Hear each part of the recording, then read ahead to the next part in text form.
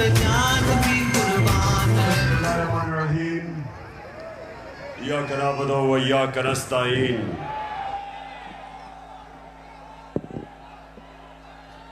मैं सबसे पहले अपने पिंडी के MNAs, मेरे MPs, मैं आप सबको मुबारक देता हूं, खराज तहसीन पेश करता हूं कि आपने इतने थोड़े वक्त पे ये जलसे को ऑर्गेनाइज किया और माशाअल्लाह लियाकत बाग में इस तरह का जलसा, इस तरह की रौनक, मैं आप सबको, आपको भी, मेरी बहनों को भी, नौजवानों को भी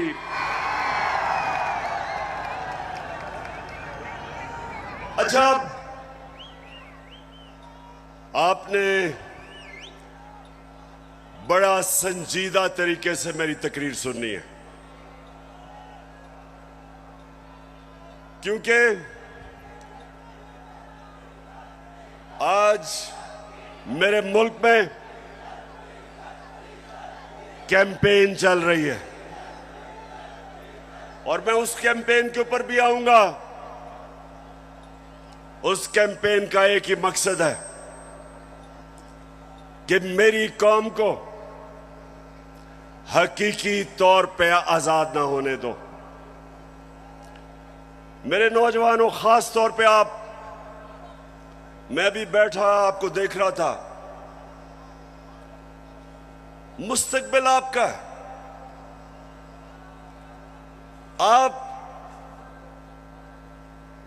आपने ये फैसला करना है कि क्या हमने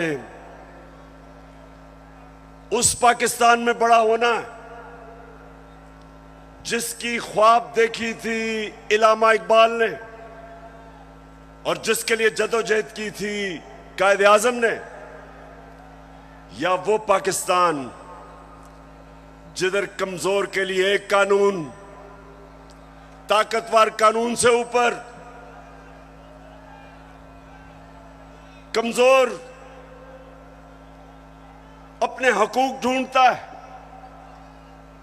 और ताकतवर सारे कानून तोड़ता है। ये पाकिस्तान जिस तरफ जा रहा है, मेरे नबी सल्लल्लाहु अलैहि वसल्लम ने तकरीबन 1500 साल पहले कहा था कि तुम्हारे से पहले बड़ी कौमें तबाह हुई। जो कमजोर जब चोरी करता था तो जेल में डाल देते थे, लेकिन जब ताकतवर जुर्म करता था तो वो माशरा उनको नहीं पकड़ता था, कौम तबाह हो जाती थी। आज अगर हमारी कौम एक अजीम कौम नहीं बन सकी तो वो जो मेरे नबी सल्लल्लाहु अलैहि वसल्लम ने 1500 साल पहले कहा था, उस वजह से नहीं हो सकी। जिस मुल्क के ऊपर उसका सारा करप्ट टोला डाकू ईवानों में बैठ जाए और आम आदमी अपने बुनियादी हुकूक की तलाश में हो, जितनी मर्जी चोरी करनी है बड़ा डाकू चोरी करे, उसको पाकिस्तान का जब निजाम, इंसाफ का निजाम नहीं पकड़ता, उस मुल्क का कोई मुस्तकबिल नहीं है। इसलिए मैंने अपनी हकीकी आजादी की तहरीक का आगाज जो आज मैं शुरू कर रहा हूं, मैंने लियाकत बाग से किया, क्योंकि ये एक ऐसा तारीखी जगह है कि जो पाकिस्तान की मूवमेंट में कायद आजम के साथ लियाकत अली खान खड़े हुए थे, उनकी शहादत यहां हुई थी। मैं ये चाहता हूं कि मेरी सारी कौम आज तैयार हो जाए। जिस जदोजहद के लिए मैं आज आपको निकालने आया हूं, क्योंकि ये आपके मुस्तकबिल का मसला है। عمران خان کا تو اللہ سب دے چکا ہے، وہ تو اس کا بار بار شکر ادا کرتا ہے کہ ذاتی طور پہ تو اللہ نے بڑے کرم کیے میرے پہ. لیکن مجھے آپ کی فکر ہے پاکستانیوں، جو آج ملک سے ہو رہا ہے، مجھے آپ کی فکر ہے. چور ڈاکو جب ملک کی قیادت پہ بیٹھے ہوں اور یہاں طاقت میں وہ لوگ ہوں جو ذاتی مفادات کے لیے اور اپنی انا کے لیے ملک کے مستقبل کو تباہ کرتے ہیں، ان کو صرف عوام کی طاقت شکست دے سکتی ہے. اور میں نے اپنی آج قوم سے وعدہ کر رہا ہوں کہ جب تک میں اپنی قوم کو حقیقی آزادی نہیں دلواؤں گا، میں پاکستان کی سڑکوں پہ ہوں گا، میں اپنے لوگوں کے اندر جاؤں گا، میں اپنی قوم کو اٹھاؤں گا.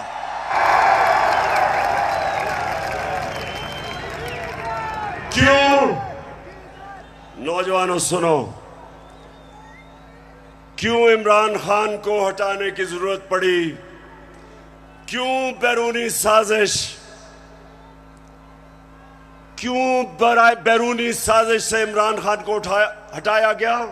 ذرا سنیں وجہ کیا تھی. کیا عمران خان ملک کے پیسے چوری کر کے باہر بڑے بڑے محلات خرید رہا تھا؟ کیا یہ ملک کے پیسے منی لانڈرنگ کر رہا تھا؟ کیا لوگوں کی زمینیں چوری کر رہا تھا، قبضے کر رہا تھا، فیکٹریاں بنا رہا تھا؟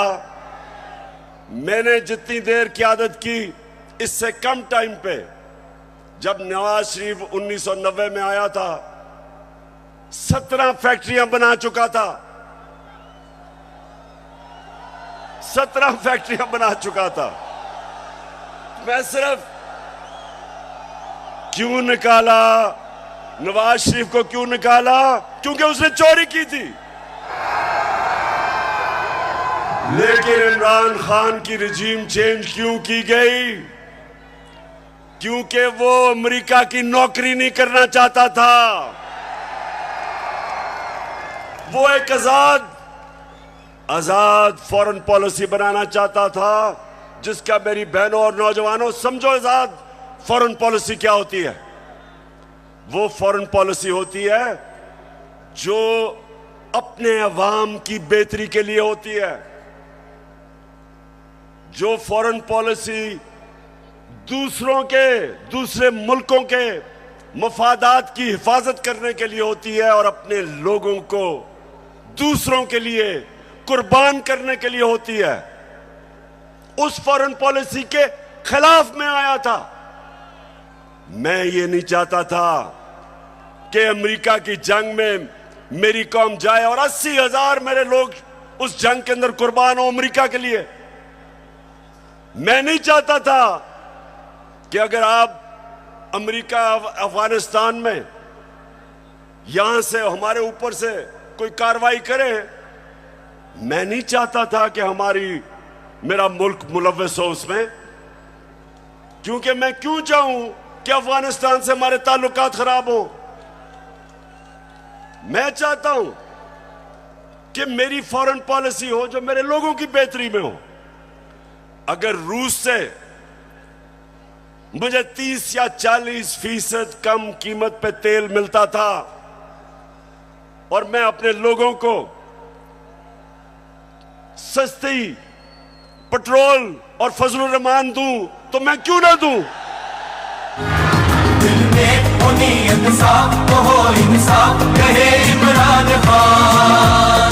تو چلی ہے اب تحریک کہ ہوگا ٹھیک یہ پیارا پاکستان. دل میں تمہیں اگر ہندوستان امریکہ کا اسٹریٹجک الائی وہ روس سے تیل خرید سکتا ہے اور اپنے لوگوں کو پٹرول اور ڈیزل 25 روپے لیٹر کم دے سکتا ہے تو میں کیوں نہ دوں؟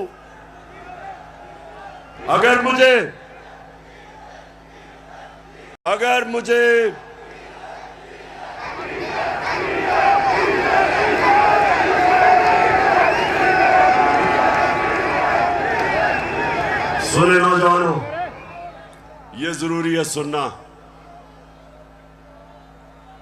देखें, अब आप समझ जाए, आजाद फॉरेन पॉलिसी है हिंदुस्तान की। उनका मुल्क सारे फैसले करता है अपने लोगों की बेहतरी के लिए। हमारे यहां जो गुलाम बैठे हुए थे, फैसले करते हैं दूसरे मुल्क के लिए, अपने लोगों को कुर्बान करते हैं।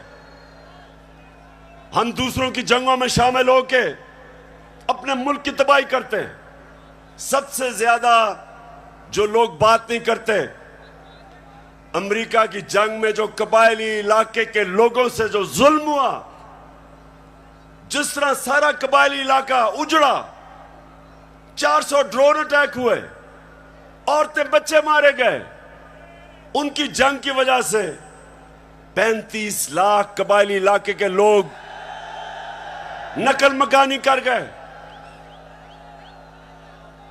कौन जिम्मेदार है?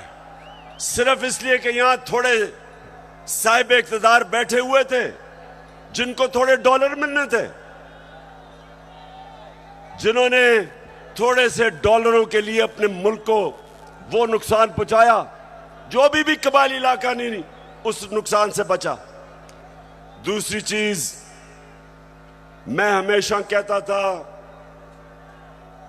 कि अफगानिस्तान में जो अमेरिका गया है, इसका कोई मिलिट्री हल नहीं है, डायलॉग से मसला हल होगा। और यह पसंद नहीं था उनको।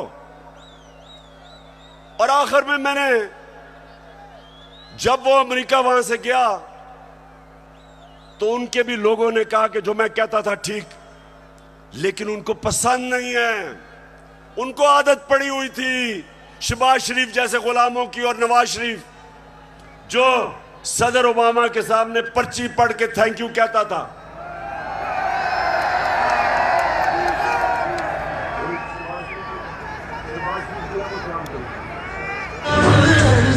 खुदा के काबे से। अच्छा सुने, अब ये बड़ा जरूरी है आपने सुनना, क्योंकि मैंने आज आपको खास आगाज करने आया हूं अपनी हकीकी आजादी की तहरीक, और मैं सबको तैयार करने आया हूं। तो सुनने आपने मेरी बात कि पहले तो हटाया क्यों, फिर इनको तकलीफ क्या हुई बाहर वाले मुल्कों को। पहली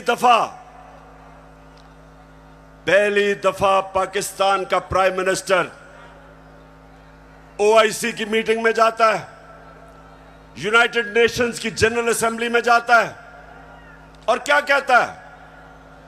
कहता है कि मुसलमानों को बड़ी तकलीफ होती है जब हमारे नबी सल्लल्लाहु अलैहि वसल्लम की शान में गुस्ताखी की जाती है। आजादी राय की आड़ लेके सारे फोरम के ऊपर पहली दफा, बल्कि पाकिस्तान के लीडर ही नहीं, दुनिया में भी किसी मुसलमान लीडर ने यह बात नहीं की। और उसकी वजह से मुझे सबसे बड़ा फख्र यह है कि पहली दफा 2 मगरबी लीडर्स, रूस के प्रेसिडेंट पुतिन और कनाडा का जस्टिन ट्रूडो प्राइम मिनिस्टर, दोनों ने स्टेटमेंट दी कि आप आजादी राय की आड़ लेके हमारे नबी सल्लल्लाहु अलैहि वसल्लम की शान में गुस्ताखी नहीं कर सकते।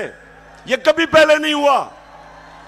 और 15 मार्च, जो मुझे सबसे ज्यादा फख्र है, आप अगर मेरे से पूछे ना कि 3.5 साल में किस चीज में सबसे ज्यादा फख्र हुआ, 15 मार्च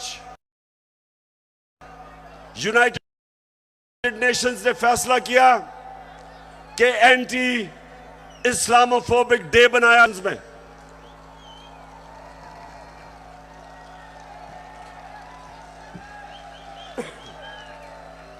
तो मेरे पाकिस्तानियों, ये वो लोग जो आदी हुए थे, वो तिफल क्या गिरेगा जो घुटनों के बल चले, इनके आदी हुए थे, आदी हुए थे, उनको पसंद नहीं आया ये। पूरा साजिश हुई,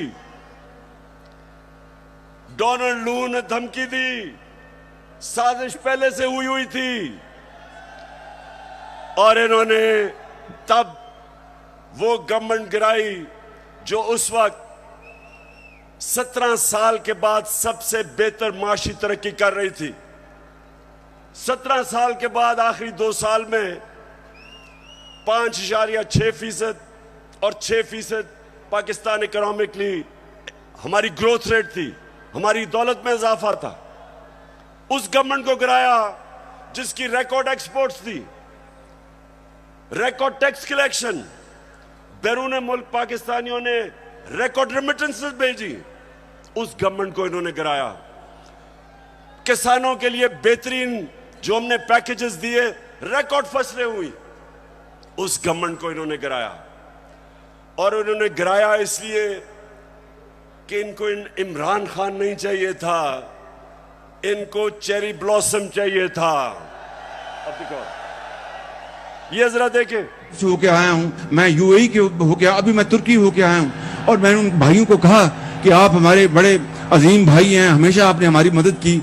और मैंने यही कहा, जब मैं आया हूँ तो आप समझेंगे शायद ये मांगने आया है। मैं मांगने नहीं आया, लेकिन मजबूरी है। हमारा जिस तरह माजी में 75 साल में आपने हमारा हाथ बटाया है, कुछ अर्सा आप हाथ बटा। मैंने कहा मैं वादा करता हूँ कि इंशाअल्लाह हम पूरी कौम हम मिलकर दिन रात, हमेशा आपने हमारी मदद की। और मैंने यही कहा, जब मैं आया हूँ तो आप समझेंगे शायद ये मांगने आया है। मैं मांगने नहीं आया, लेकिन मजबूरी है।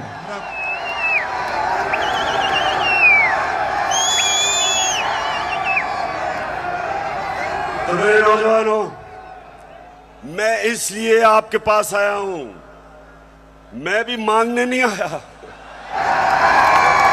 मैं आपको तैयार करवाने आया हूं कि अगर इस वक्त मेरी कौम खड़ी नहीं होगी, इस तरह के लोगों की गुलामी करेंगे जो कहता है कि जी हम तो भिखारी हैं, बेगर्स आर नॉट चूजर्स।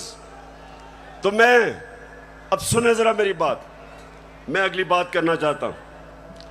देखिए, पाकिस्तान में जब ये आए, अब मैं सिर्फ बताना चाहता हूं कि लोगों से हुआ क्या 4 महीने में। मुझे जितने लोगों ने बताया कि जब उनके पास बिजली के बिल आए, कौम के ऊपर गुजरी क्या है, कि किस तरह उनको समझ नहीं आ रही, आम सफेद पोश लोगों को, कि बिजली के बिल दें, बच्चों की फीस दें, खाना दें। बिजली जो हमारे जमाने में 18 रुपए यूनिट था, मैंने 5 रुपए यूनिट सब्सिडी दिलवाई कि कम करो, वो आज 36 रुपए यूनिट है, दुगनी हो चुकी है। आज हमारी इंडस्ट्री जो सबसे तेजी से लार्ज स्केल मैन्युफैक्चरिंग तेजी से जो बढ़ रही थी, दौलत में इजाफा हो रहा था, सारे बर्रे सगीर में सबसे ज्यादा रोजगार पाकिस्तान में था वर्ल्ड बैंक के मुताबिक। तो इन्होंने जो महंगाई की है, बिजली की कीमतें बढ़ाई हैं, पेट्रोल और फजलुर रहमान की जो कीमत बढ़ाई है, उससे आप समझते कि कितना नुकसान हुआ है। इंडस्ट्री, हमारी इंडस्ट्री को नुकसान, बेरोजगारी बढ़ रही है। हमारा तो यहां नौजवान आबादी है, अगर हम रोजगार नहीं देंगे ये लोग किधर जाएंगे? कितने लोग मुल्क से बाहर जा सकते हैं? तो ये जो मैं आज आपके पास सिर्फ अब आपको बताऊं कि इन्होंने जो सारे चोरों के टोला ने मिलके कि जी बहुत महंगाई कर दी इमरान खान ने, मैं ये जरा आप सिर्फ थोड़ा आराम से सुने कि इन्होंने किया क्या है। पहले मैं आता हूं ताकि आपको पता है हमने हमजा कुकड़ी को शिकस्त दी, और आपको पता है उसका मुर्गी का कारोबार है। तो जब हम आए थे मुर्गी का गोश्त केजी जो बिक रहा था, ये हमारे दौर में साल पहले 160 रुपए केजी, आज पहुंच गया 270 रुपए केजी। पेट्रोल एक साल पहले 120 रुपए लीटर, आज पहुंच गया 234 रुपए लीटर। प्याज मैं इसलिए कह रहा हूं क्योंकि आम आदमी प्याज खाता है। साल पहले 44 रुपए, आज 86 रुपए, 86 रुपए केजी एक साल के अंदर। अंडे दर्जन हमारे जमाने में 155 रुपए, आज 211 रुपए। चावल साल पहले 95 रुपए, आज 121 रुपए। दाल माश आम आदमी खाता है, साल पहले 240 रुपए, आज 366 रुपए। चक्की का आटा साल पहले 70 रुपए केजी, और आज 105 रुपए केजी। ये खाने पीने की आम आदमी की मैं चीजें बता रहा हूं, मैं पैसे वालों का हालात नहीं बता रहा, मैं अपने आम पाकिस्तानियों का बता रहा हूं। मसरूर की दाल साल पहले 157 रुपए केजी, और आज 330 रुपए केजी। ये सुनते रहें, ये महंगाई कम करने आए थे। घी साल पहले 850 रुपए, आज 1420 रुपए। और जरा तीन चीजें सुन लें। देखें हमारे ऊपर कर्जे चढ़े हुए हैं। अब जरा सुने, जरा मैं चाहता हूं नौजवानों आप सुने, क्योंकि आपका मुस्तकबिल है। हमारे ऊपर कर्जे चढ़े हुए थे। कर्जे कैसे उतारने हैं? दौलत में इजाफा करके कर्जे उतरते हैं। आपकी जब फैक्ट्रियां चलती हैं, बाहर से सरमायाकारी होती है, आपकी किसानों की पैदावार बढ़ती है, दौलत में इजाफा होता है, उससे आप अपने कर्जे वापस करते हैं। मसलन मैंने दुकान के लिए कर्जा लिया, मैंने दुकान बना ली, अब मैंने कर्जा ले लिया। अब जब जैसे जैसे मेरी ज्यादा सेल होगी, मेरी दौलत में इजाफा होगा, मैं कर्जे वापस करूंगा। अब जब से ये आया, क्या हो रहा है? बजाय दौलत में इजाफा होने के फैक्ट्रियां बंद हो रही हैं। इन्होंने बिजली की कीमत उधर पहुंचा दी और गैस की। फैक्ट्रियां मुकाबला नहीं कर सकती हिंदुस्तान का। एक्सपोर्ट्स गिर रही हैं। एक्सपोर्ट्स हमारे जिस महीने हम छोड़ के गए थे, एक्सपोर्ट्स 3.1 अरब डॉलर था। आज एक्सपोर्ट्स इस महीने 2.2 अरब डॉलर, तो 3.1 अरब डॉलर से एक्सपोर्ट नीचे आ गई 2.2 अरब डॉलर पे। रिमिटेंस जो बैरून मुल्क पाकिस्तानी पैसा भेजते हैं, हमारे आखिरी महीने में 3.1 अरब डॉलर, वो नीचे आके 2.5 अरब डॉलर पे आ गई। मतलब कि दौलत में इजाफा नहीं हो रहा, कर्जे बढ़ते जा रहे हैं। इनके पास हल क्या है? आर्मी चीफ से टेलीफोन करवा रहे हैं सऊदी अरेबिया को कि जी पैसे दे दो, क्योंकि इनको तो सारे समझते हैं कि चोर हैं ये, इनको तो पैसे कोई नहीं देता। तो आर्मी चीफ अमेरिका को कभी टेलीफोन कर रहा है, कभी यूएई को कर रहा है, कभी सऊदी को, कि जी पैसे दे दो। तो इससे क्या होगा? वो तो कर्जे देंगे, कर्जे बढ़ते जा रहे हैं। कर्जे वापस कैसे करने हैं? दौलत में तो इजाफा नहीं हो रहा। और इसलिए मेरे पाकिस्तानियों, इसलिए मैं इनको कहता हूं कि एक ही तरीका है इस मुल्क को इस दलदल में जो घुसा रहे हैं निकालने का, اور وہ ہے صاف اور شفاف الیکشن. ایک ہی راستہ ہے. لیکن یہ سارے خوف زدہ ہیں. انہوں نے جب حکومت گرائی، نوجوانوں سنو، حکومت جب گروائی ان کا خیال تھا پارٹی کا جنازہ نکل گیا. اس کے بعد جب پبلک سڑکوں پہ آ گئی، انہوں نے 25 مئی کو ہمارے اوپر ظلم کیا دہشت پھیلانے کے لیے. اس کے بعد 17 جولائی کو بائی الیکشن ہوا پنجاب کا، حمزہ ککڑی فارغ ہو گیا، ہم جیت گئے. ظلموں ستم کے کوہے گراں روئی کی طرح اڑ جائیں گے ہم محکوموں کے پاؤں تلے. یہ دھرتی دھڑ دھڑ دھڑکے گی اور اہل حکم کے سہرخ پہ جب بجلی کڑکڑ کڑکے گی ہم دیکھیں گے لازم ہے کہ ہم بھی. تو جب 17 جولائی دھاندلی کے باوجود یہ جو انہوں نے چیف الیکشن کمشنر بٹھایا ہوا ہے، اس نے پوری خدمت کی مریم کی اور حمزہ کی، پوری کوشش کی، دھاندلی کی، انتظامیہ ان کے ساتھ، پولیس ان کے ساتھ. اس کے باوجود پاکستانی قوم، پنجاب کے لوگ اتنی تعداد میں نکلے کہ الیکشن ہار گئے دھاندلی کے باوجود. اس کے بعد ان کو اور خوف آ گیا. اس کے بعد انہوں نے ایک اور پلان لے کے آئے. انہوں نے کہا اگر ہم اب الیکشن کروائیں گے تو یہ تو 2/3 اکثریت لے جائے گی تحریک انصاف. ڈر گئے، خوف زدہ ہو گئے.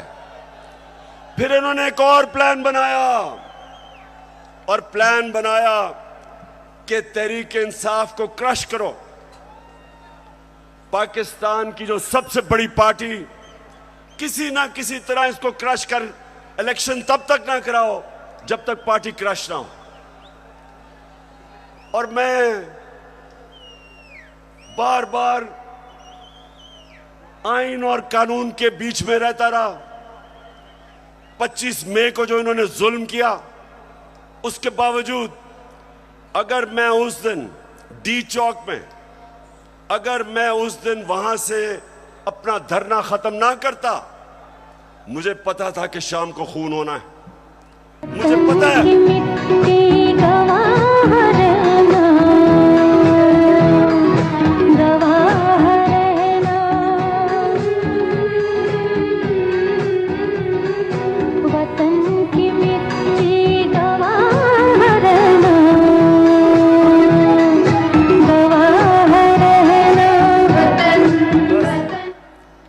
تو میں نے واپس اس لیے 25 مئی کو میں نے دھرنا اس لیے ختم کیا کہ میں نہیں چاہتا تھا کہ یہاں توڑ پھوڑ ہو.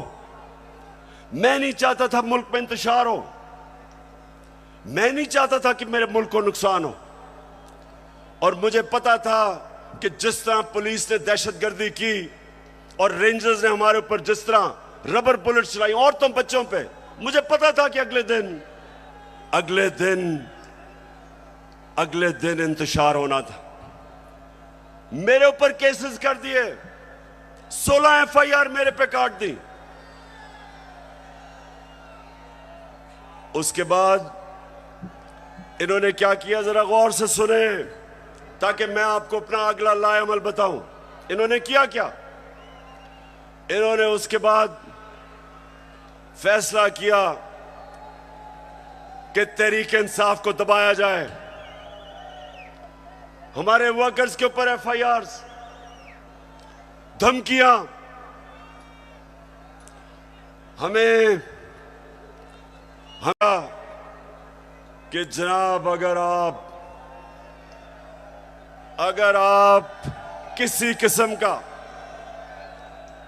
اگر آپ نے کسی قسم کا قانون توڑا تو سارا اسٹیٹ کی طاقت آپ کے اوپر آ جائے گی.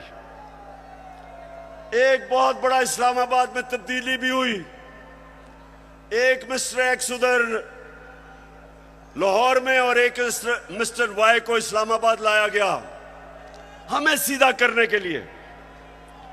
دیکھیں، میں اب آتا ہوں جس چیز کے اوپر مجھے سب سے زیادہ تکلیف ہے. انہوں نے شہباز گل کو پکڑا، اغوا کیا، اس کو پکڑ کے اندر لے گئے، ننگا کر کے اس کو مارا.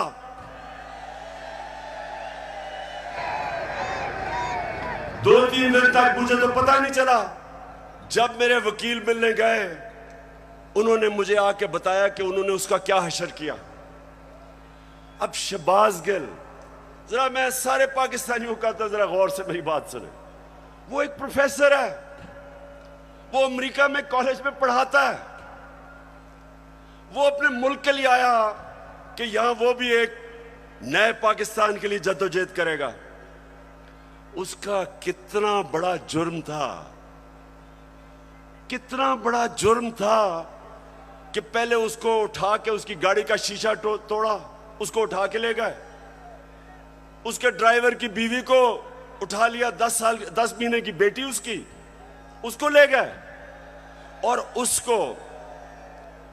کو ننگا کر کے انہوں نے اس کو مارا، اس کی تصویریں بنائیں.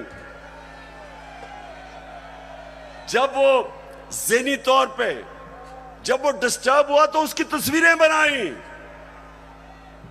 میں وہ لوگ جنہوں نے یہ کیا، میں ان ساروں کو آج ان سے مخاطب ہوں کہ آپ سوچیں کہ آپ سے یہ ہوگا، کبھی ہوا تو آپ کے اور آپ کی فیملی کے اوپر کیا گزرے گی. سوچیں، ایک انسان کی آپ ڈگنیٹی ختم کر رہے ہیں. اس کو جانور بھی اس طرح کی حرکتیں نہیں کرتے. اللہ قرآن میں کہتا ہے کہ میں نے انسان کو وہ صلاحیت دی ہے کہ فرشتوں سے بھی اوپر بنا دیا ہے، لیکن ساتھ وہ یہ بھی کہتا ہے کہ جب انسان گرتا ہے وہ جانوروں سے بھی نیچے چلا جاتا ہے. یہ جو انہوں نے کیا ہے یہ جانوروں سے بھی نیچے چلے گئے ہیں. خدا کے کعبے سے سب بت اٹھوائے جائیں گے، ہم رہلے صفا. پھر جھوٹ بولا جاتا ہے. سارے ڈرے ہوئے ہوتے ہیں. سپرنٹینڈنٹ سچ نہیں بتاتے کہ اس کے اوپر تشدد ہوا، چھپانے کی کوشش کی جاتی ہے. اور مجھے جو افسوس ہوا کہ میجسٹریٹ زیبا جب آپ کے سامنے ایک آدمی آیا اور تشدد پولیس کر چکی تھی اس پہ، کیا آپ کو واپس پولیس کے پاس اس کو بھیجنا چاہیے تھا؟ آپ کو تفتیش نہیں کرنی چاہیے تھی؟ یہ آپ کو انصاف کا تقاضا تھا کہ جب ایک آپ کو نظر آ رہا تھا کہ وہ بالکل ٹوٹ چکا تھا جو انہوں نے اسے ظلم کیا تھا، اس کے باوجود واپس بھیج دیا پولیس کے پاس. اور پھر کہتے ہیں جی کسی کو توہین ہو گئی. یہ آپ جو اتنا بڑا رتبہ ہے جج کا، اس سے آپ انصاف نہیں کر رہے.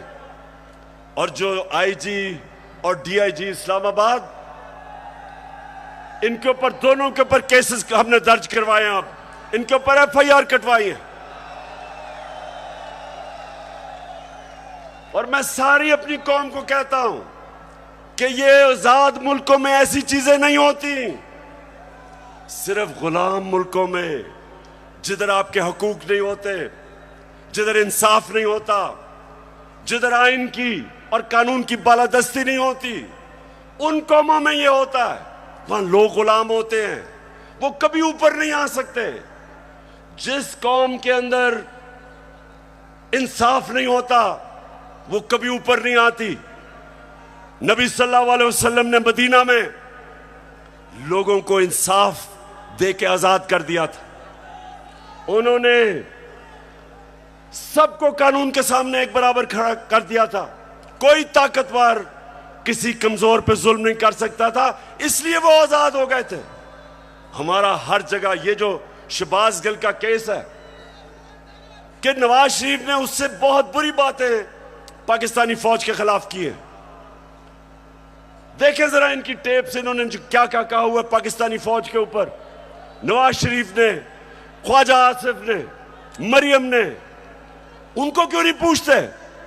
کیونکہ وہ طاقتور ہیں. وہ بیچارہ امریکہ سے آیا تھا, کہا کہ اس کو پوچھنے والا کوئی نہیں, اس کو اس طرح اپنے ذلیل کر کے. اور مجھے شرم آتی ہے کہ ہمارے ملک میں اس طرح کی انسانوں کو ذلیل کیا جاتا ہے. اور انشاءاللہ اس کا ہم پورا قانونی طور پہ ہم پورا انصاف لے کے رہیں گے اس کے اوپر. باجوہ صاحب, آپ نے ہماری اچھی بھلی چلتی حکومت کو رخصت کروایا, ججوں سے زور زبردستی سے فیصلے آپ نے لکھوائے. جنرل باجوہ صاحب, آپ کو 2018 الیکشن میں عوام کے مینڈیٹ کی چوری کا حساب دینا ہے. ہاں, نواز شریف نے یہ ضرور کیا کہ اس نے کرداروں اور اداروں کے درمیان ایک واضح لکیر کھینچ دی ہے. ایک یا دو افراد ادارہ نہیں ہوا کرتے, ایک یا دو افراد اداروں کی بدنامی کا باعث بنا کرتے ہیں.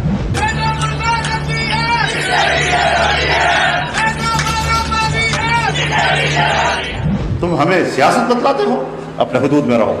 اسرائیل کی نوکری نہ کیا کرو. اسرائیل کے وظیفوں پہ پلنے والے جرنیلوں, اپنے حدود میں رہو. بڑے بڑے رینکوں والوں سے بھی اپنے آپ کو محترم سمجھتا ہوں. تو سیدھے ہو جاؤ, اور اگر بگڑو گے تو پھر اگر ہم بگڑ گئے تو افغانستان میں امریکہ کا کیا حشر ہوا, خدا کی قسم یہاں تمہارا وہی حشر ہوگا. اور ابھی نندن کی کیا بات کرتے ہیں. مجھے یاد ہے چیف آف آرمی اسٹاف تشریف لائے, پیر کانپ رہے تھے, پسینے ماتھے پہ تھے. دفاع کے لیے یہ پوری امپیونٹی کے ساتھ اپنا سینہ چوڑا کر کے ڈیفنس بجٹ کو کلیم کر رہے ہیں اور مانگ رہے ہیں قوم سے. قوم کی ہڈیوں سے گوشت تک جو ہے انہوں نے نچوڑ لیا ہے اور اتار لیا. کیوں پنڈی, آپ جج بنے اور آپ فیصلہ کریں کہ یہ ہماری فوج کو کیا یہ نقصان پہنچا رہے ہیں یا یہ ڈیمیج کرتے تھے, یا وہ جو شہباز گلنے کا وہ آپ کو پتہ بھی نہیں چلے گا اس نے کیا کہا اس کے مقابلے میں. بہرحال اگر اس نے کچھ کہا تو اس کے پاس عدالت میں جائے, قانون بنے ہوئے ہیں. لیکن ننگا کر کے کسی کے اوپر تشدد کرنا یہ کسی بھی انسانی معاشرے میں نہیں ہوتا. یہ صرف جانوروں کے معاشرے میں, بلکہ وہ بھی میں کہوں گا کہ ایسے نہیں ہوتا. اچھا, اب جو ان کی گیم ہے, ان کی گیم یہ ہے کہ یہ شہباز گل کو مثال بنائی جائے. ARY جو کہ ہمارا موقف, تحریک انصاف کا موقف پیش کرتا تھا, جو پاکستان کی نمبر 1 چینل بن چکی تھی, اس کو صرف اس لیے بند کیا گیا کہ جناب کسی طرح تحریک انصاف کا موقف نہ پیش کیا جائے. پیمرا کو استعمال, اب پیمرا بھی آ گیا. پیمرا کہتا ہے کہ جناب عمران خان کی لائیو تقریر نہیں ہو سکتی. کیا جرم کیا عمران خان نے؟ جرم یہ کیا ہے, صرف جرم ایک ہے کہ وہ کبھی چوروں کے ٹولے کو تسلیم نہیں کرے گا. یہ جرم ہے اس کا. زمانے کے انداز بدلے گئے. اس کے بعد سوشل میڈیا, ان کے بچوں کو پکڑ پکڑ کے دھمکیاں دی جاتی ہیں. میڈیا کی کوئی بات کرے ان کو دھمکی دی آتی ہے. تو میں آخر میں اب میں اپنے نیوٹرل سے مخاطب ہوں. آپ کو یہ بتانا چاہتا ہوں, وہ والے جو 4 لوگوں کی اسٹیٹمنٹ ہے نا,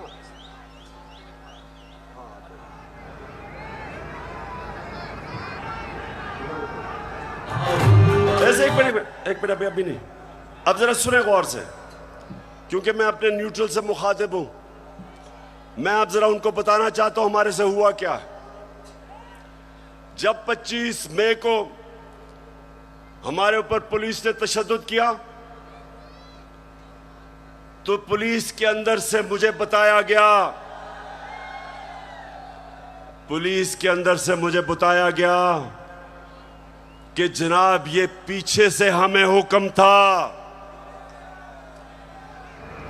यानी कि न्यूट्रल्स का प्रेशर था कि इनको फेंटा लगाओ। जरा सुनते जाए, मैं इस मुल्क के अंदर मेरा जीना मरना है, मैं कोई बाहर नहीं भागूंगा, मेरी कोई बाहर जगह नहीं है, मेरा जीना मरना यहां है। और शायद बाकियों से ज्यादा मुझे इस मुल्क की फिक्र है। तो मुझे ये कहा गया कि ना जनाब हमारे पीछे से प्रेशर है। फिर ये जो चीफ इलेक्शन कमीशन हर फैसला हमारे खिलाफ दे रहा है, पूरा ये जो मुझे डिस्क्वालीफाई करने की कोशिश है, अंदर से पैगाम आता है कि जी मैं तो वो तो कुछ नहीं कर रहा, पीछे से प्रेशर है बूट का। फिर सुनते जाएं, हमें ये जो ऑपोजिशन है, ये जरा मैं चाहता हूं सुने कि बदनाम कौन कर रहा है हमारी फौज को। ये अभी ये जो पुलिस वाला जो हुआ शहबाज गिल से, हमने पुलिस से पूछा तुमने तशद्दुद, हमें तो पता ही नहीं जी, पीछे से हुआ है कुछ, वो भी आपकी तरफ कह रहे हैं। तो जो भी हो रहा है आज पाकिस्तान में, जो गलत काम होता है आपका नाम लग जाता है। अब जरा ये सुने कि ये जो आपके इस वक्त खैर ख्वाह बैठे हुए गवर्नमेंट में, ये क्या कहते हैं। जिनकी वजह से होता है, जिनकी मदद से होता है, हम उनकी मदद नहीं लेना चाहते और हम चाहते हैं कि अगली हुकूमत का फैसला पाकिस्तान की आवाम करे। के अदम एतमाद सौदे के बगैर मुमकिन नहीं होती। यहाँ पर अदम एतमाद का जो निज़ाम है इस्टेब्लिश के बगैर मुमकिन नहीं है। कोई डील करके इक़्तिदार नहीं चाहते। पाकिस्तान में तहरीक अदम एतमाद उस सूरत में अमूमन कामयाब होती है जी, जब इस्टेब्लिशमेंट आपकी पुश्त पे हो। इस्टेब्लिशमेंत करती है, वो डील का नतीजा हो है। जब भी अदम एतमाद से होते हैं तो यकीनन डील करती है। इस्टेब्लिशमेंट के बगैर अदम एतमाद की तहरीक को कामयाब नहीं किया जा सकता, क्योंकि इस्टेब्लिशमेंट भी एक तीसरी कुव्वत के तौर पे या चौथी कुव्वत के तौर पे पार्लियामेंट में यानी बकलम खुद जो है मौजूद है।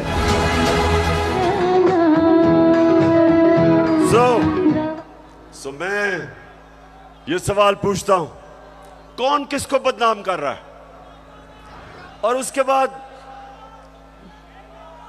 बाद जरा सुनते रहे, हमें पैगाम आता है, मेरे घर से कोई मिलने आता है, उसको टेलीफोन आ जाता है एजेंसी से जी कि जी आप क्या करने गए थे। मेरे घर में लोग मिलने आ रहे हैं, पुलिस खड़ी है नीचे, उनके जूते उतार रही है।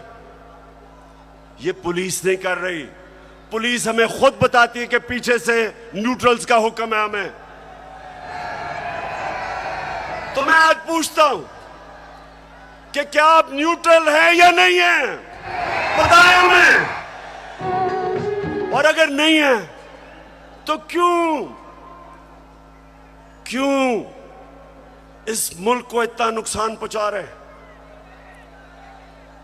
अगर इन लोगों के साथ आपने खड़ा होना है तो क्या आपका ख्याल है कि जो कौम 30 साल से इनको चोर समझती है, वो क्योंकि आज आप इनके साथ खड़े हैं वो इनको पाक कर देगी, वो मान जाएगी कि ये नहीं, चोर नहीं है। आपको भी नुकसान पहुंच रहा है। मैं आज इसलिए कह रहा हूं सब कुछ कि मुझे पता है प्लान क्या बना हुआ है। जो मिस्टर वाई आया, मुझे पता है वो क्या प्लान बना के आया है कि मीडिया को दबाओ, आवाज बंद करो, इनको डराओ धमकाओ, शहबाज गिल को मिसाल बनाओ, इमरान खान को जेल में डाल दो। इमरान खान को जेल से कोई फर्क नहीं पड़ेगा, जो करना करो, जो करना करो। मैं अपनी कौम के सामने सारी कौम को इकट्ठा करूंगा, और अगर ये जो डिस्क्वालीफाई कर रहे हैं जी, फंडिंग केस या फलाना केस, जो भी आप करेंगे, आप अपनी कौम को नुकसान पहुंचाएंगे। کیوں؟ کیونکہ سب سے بڑی پاکستان میں اس وقت نیشنل لیول پہ فیڈرل پارٹی تحریک ایک ہی ہے، تحریک انصاف. سارے پاکستان میں ہیں، سارے صوبوں میں ہیں. یہ ملک کو اکٹھا رکھ سکتی ہے. کبھی فوج اکیلا ملک کو اکٹھا نہیں رکھ سکتی، نہیں تو اس پاکستان کو اکٹھا رکھ سکتے. پولیٹیکل پارٹی جو سارے ملک میں انسانوں کو اکٹھا کرتی ہے وہ ملک کو مضبوط رکھتی ہے. اس پارٹی کو کمزور کرنے کا مطلب پاکستان کو کمزور کرنا ہے. اور اگر آپ اسی پارٹی کو دیوار سے لگا دیں گے جو آپ اس وقت پلان بنا ہوا ہے، میں آپ کو یقین دلا رہا ہوں کہ یہاں سری لنکا والا حال ہونے والا ہے. ابھی تو ہم آئین اور قانون کے بیچ میں چل رہے ہیں، لیکن جب ایک پولیٹیکل پارٹی ہٹ جائے گی راستے سے تو جو حالات ہے پاکستان میں، کون روکے گا پبلک کو؟ 22 کروڑ لوگ ہیں. سری لنکا تو 2 کروڑ سے تھوڑی سی زیادہ ان کی پوری عوام ہے. یہاں تو 22 کروڑ پاکستانی ہیں. جو حالات ہیں، اگر اس میں آپ پولیٹیکل پارٹی کو ختم کر کے ان چوروں کو اوپر مسلط کریں گے، نقصان تو ملک ہے. اور میں اس کی آخر میں کہتا ہوں کہ اس ملک کے پاس صرف ایک راستہ ہے، اور وہ راستہ ہے صاف اور شفاف الیکشنز کا. یہ جو باقی طریقے اختیار کیے جا رہے ہیں، ایک وہ سیٹ اپ، ایک جن کے پاس پبلک میں نکل نہیں سکتے، جلسہ وہ نہیں کر سکتے، ان لوگوں کو اگر، اور 30 سال سے جو چوری کر رہے ہیں، اگر آپ سمجھتے ہیں کہ یہ قوم ان کو ایکسیپٹ کر جائے گی، قوم بھی نہیں ایکسیپٹ کرے گی، کوئی بھی انہیں ایکسیپٹ نہیں کرے گا، نہ باہر ان کی کریڈیبلٹی، نہ پاکستان میں. اور آگے ہمارے ملک کے حالات بگڑتے جائیں گے. یہ قرضے لے کے اور سمجھنا کہ جی ملک چلنا شروع ہو گیا کیونکہ کئی ملکوں نے قرضے دیے، یہ کینسر کا علاج ڈسپلن سے ہو رہا ہے. قرضے بڑھتے جا رہے ہیں، قرضے کا بوجھ بڑھتا جا رہا ہے. یہ اس طرح ملک نہیں چلے گا. جب تک پولیٹیکل سٹیبلٹی نہیں آئے گی، معاشی حالات ٹھیک نہیں ہوں گے. تو میں آخر میں اپنی تقریر ختم کرنے سے پہلے بلوچستان کے لوگ، سندھ کے لوگ اور راجن پور اور ڈیرہ غازی خان جدھر سیلاب آئے ہوئے ہیں ادھر کے لوگوں کے لیے ایک تو ہم دعا بھی کرتے ہیں، اور میں ساری گورنمنٹس کو، پنجاب کی گورنمنٹ کو کہہ رہا ہوں کہ پوری طرح مدد کریں ہمارے علاقوں میں. کے پی کی گورنمنٹ کو کہوں گا کہ جو بھی ہم کر سکیں بلوچستان میں کریں.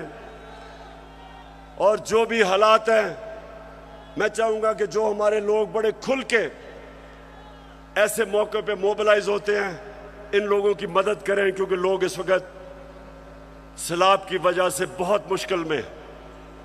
اور آخر میں یہ بھی مبارک دینا چاہتا ہوں سب کو کہ ابھی جو کراچی میں بائی الیکشن ہے، تحریک انصاف جیت گئی ہے. پاکستان زندہ باد.